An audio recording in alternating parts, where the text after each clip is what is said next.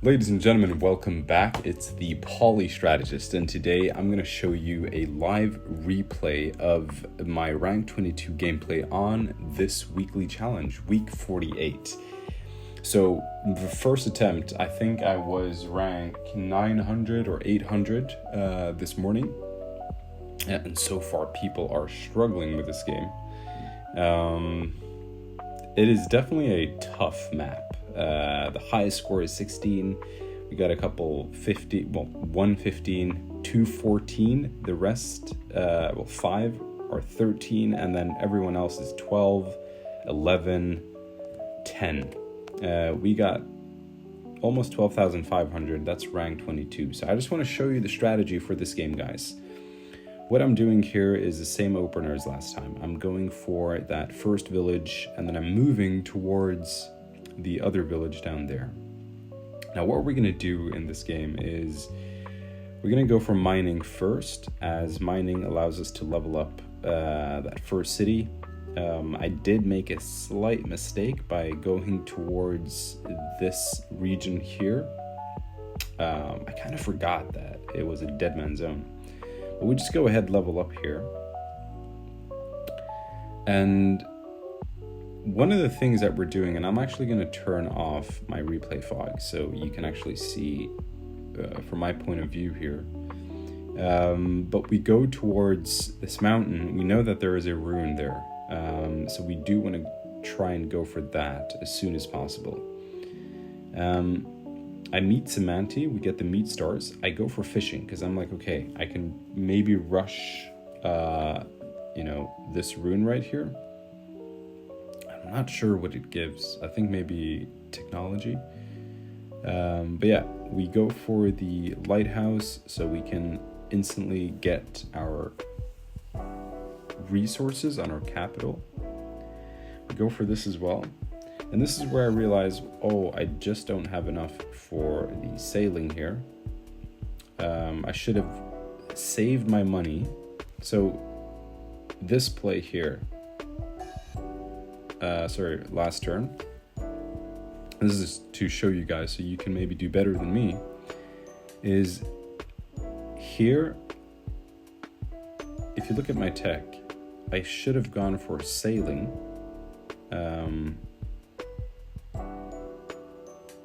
We get the stars, so we have 11 stars.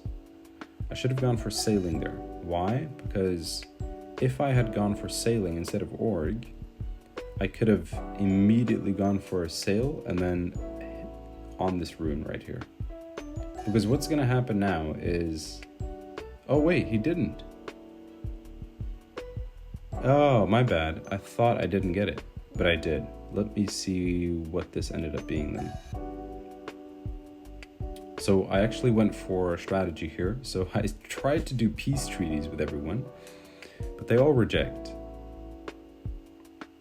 So he's gonna attack me. Right, population growth, that's what it was. Awesome. So yeah, this ruined population growth.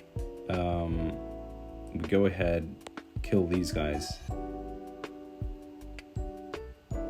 And they got a lot. The good thing here about Quetzali is I got lucky because they, imagine if these were rammers or scouts, that would have been a lot harder. So I got a little bit lucky with the fact that they did not create rammers and scouts. But I go for an early diplomacy here. So turn 11 diplomacy. And I knew that I wanted this because I wanted to spam cloaks onto this level 5 city here. So we get a cloak in the back. We do see that he has a Semanti, but not a Semanti, but a centipede. But he doesn't decide to build the algae so he can kind of cross, which was also lucky.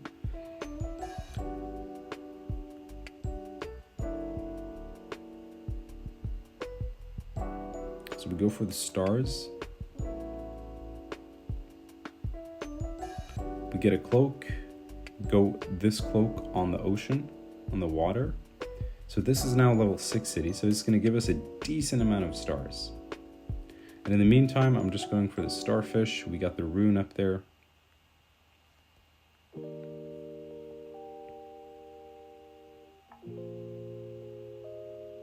And you can see he positioned his centipede right there, but obviously he can't attack me, so, because I'm invisible. But yeah, here we send in our first cloak, and we get a good look at what he's got working, cooking up in here. One of the things that we're noticing is he has 2 centipedes at this point. Obviously, it would have been a lot better if he only had 1. So I'm not sure if we can maybe attack this city a little bit earlier to kind of prevent him from building that second centipede. Because when he does, this one he just spawned, but this one he had from earlier. And these are boosted or speedy? Boosted, right? So it's old patch. But then we also have this cloak down here, if you can see. We're going to pop Quetzali here, and we get a lot of good vision. And this is where we also go for philosophy. So at this stage, we have, our cloaks is on this, our dagger is currently on this mountain. We can simply step on this mountain with either or to discover the lighthouse. So then we have 3 out of 4 lighthouses, because we're always going to get this. And then the only one is this one. So my strategy and my thought process was, well, let me just spam cloaks and then see if I can move one of these daggers up here.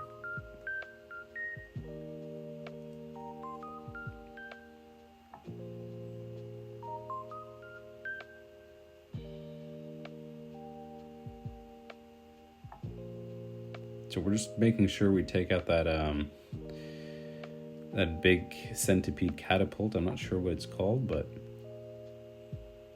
we get the border growth here on our cap. We do have another cloak that we produced earlier. So we get the lighthouse as well, which is awesome. And here I go for another cloak there, and then we should have some decent cloaks to work with.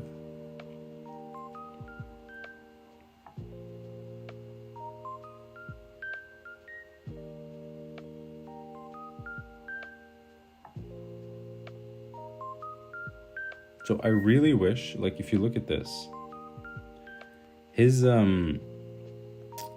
shaman is right there. Imagine if I had an extra dagger right there. I could have sieged. So I could have sieged this with these 2. So I'm going to try that for my future attempts. I'm going to try and position daggers right here. Hopefully, then he will go there. And then, right now, he would have no way of unsieging. Maybe with a dagger, but then I could have kind of hit them to prevent that from happening.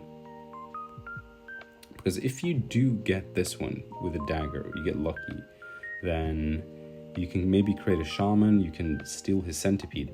And this is a fun fact for you guys, or a useful fact. If let's say you capture this village right here, or even this one, and he has a long centipede, 2, 3, 4 of these segments, you can mind bend the segment and you'll get the whole thing. So you don't necessarily need to mind bend the actual head. You can mind bend the segments too. But yeah, we pop more. We get this as well, this rune, which by the way gave population growth, as you can see. So after we pop, boom, population growth.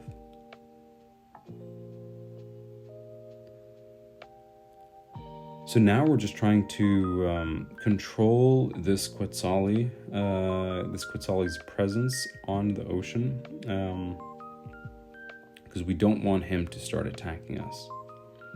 I want to focus on the semantic due to the fact that I have so many cloaks or daggers here.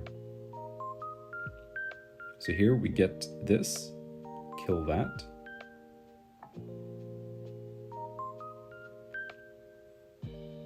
Moving my cloak into range here.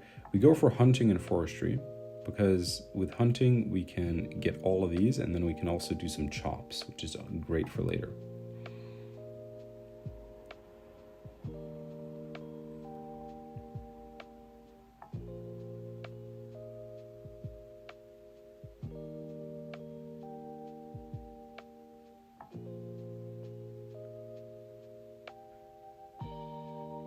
So yeah, turn 19, I'm realizing that I'm never going to get this Quetzal's city due to the fact that he does have a wall.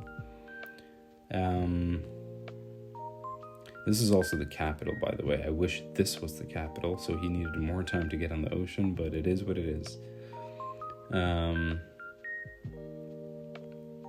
Either way, we see there is a mountain here, which is perfect for us because that allows us to go for this lighthouse, should this survive. So we're making sure we don't attack with this, we just keep him there. Or not siege, at least, because we know that he can just mind bend the thing there. Get some points into this. Throw some of these down. Kill him.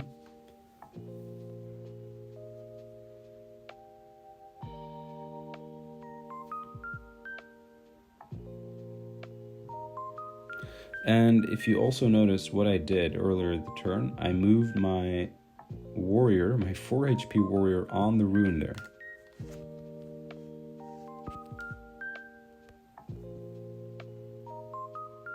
So now we also got to capture his capital, Semanti's capital.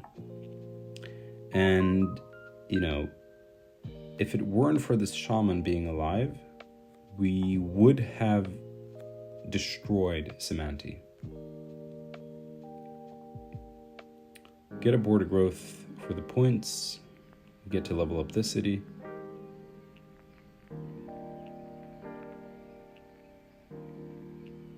And yeah, this is where I popped it. Capture that. We just get these guys nice and low. So yeah, he can't unsiege that, but he can unsiege that by converting that shaman or that dagger. So we get roads here because obviously this is our capital. So we need roads to connect everything because we do have port. We just captured this. So we have 2 cities here plus this, which is just enough for 1, 2, 3, 4. Actually, sorry, 1, 2, 3, 4, 5. Yeah, so we do have enough for the Grand Bazaar. So we just go for a port right here and then connect these two. It's cheaper than going 3-3 and then 3-3. Is it 12? 7, 13. Actually, it would have been cheaper to just go for the roads. Yeah. We get the park and we go for free spirit here. And the reason why is because I have all these units and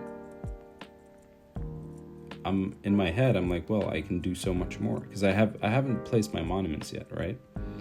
So I have three. I'm gonna get 4 monuments here. So by going for free spirit, it gave me the economy to first of all go for the Grand Bazaar and to level up more cities. So I could go border growth there for the smithery, the mine. Disband some more. We go for mining here. Get a lighthouse. And then we can population growth. We get the park here. And then I'm like, oh, I'm 4 away. Let's pop a mine right here, a forge. And there we go. So, you know, if I had to reflect on the strategy for this particular map, my thoughts are, I think this could work if we optimize this even more, because with the cloaks, you can essentially do really well with Semanti. Obviously, maybe capture this a turn or 2 earlier so you can mind bend, but if you're lucky, you can also do the kill there on the shaman if he moves here and you have 2 daggers on standby. For this one, it's a little bit similar. Like, you want to get the cloaks into this area, send them down so you can siege this. Once this is sieged, if you're lucky, you could go for a mindbender, chop, road in, and mindbend this in 2 turns. And then obviously you just have this city left.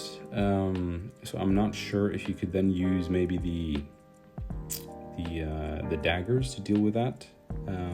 But yeah, I think double daggers, double cloaks, like cloak here into this, cloak here down into this, or maybe even here to here, and then boom, you know, so keep spamming those cloaks. So I think that's going to be my play moving forward this week. We'll see how far I get with that. But yeah, this is going to be an interesting game. So either way, guys, I hope you enjoyed this quick breakdown of the strategy for this weekly challenge. Let me know how you guys do. I mean, also, if you get a higher score than me and you have a good strategy, let me know in the comments below.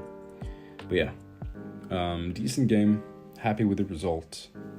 Rank 22, 23 now. Still good. So this is probably going to keep for the rest of the day, even throughout the week.